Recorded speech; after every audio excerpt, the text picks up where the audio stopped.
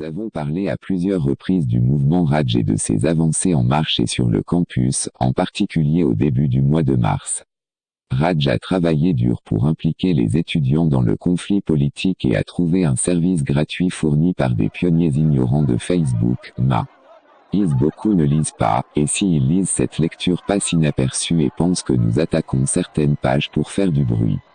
Alors, suivez qui est ce mouvement destructeur et comme disaient nos ancêtres, faites travailler votre cervelle.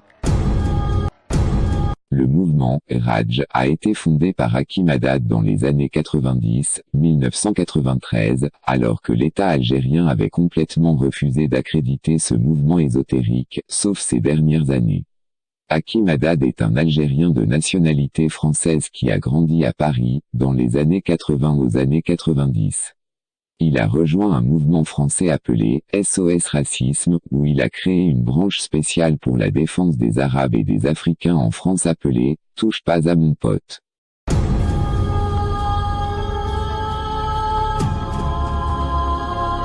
Et quand vous cherchez un peu le mouvement SOS Racisme et ses origines, vous trouvez que son propriétaire est Bernard-Henri Lévy et Julien Drey, des pieds noirs haïssant l'Algérie. Les deux sont connus pour appartenir au lobby international sioniste défendant Israël. Lorsque vous recherchez bien organisations, elles sont soutenues par la NEDAP appartenant à George Soros via sa branche, Open Society Foundation. Cette dernière travaillait pour elle, Abdo Smar, via le mouvement Africtiviste, et via son parrain, Edoui Plenel, propriétaire du site français, Mediapart, et également Hicham Aboud.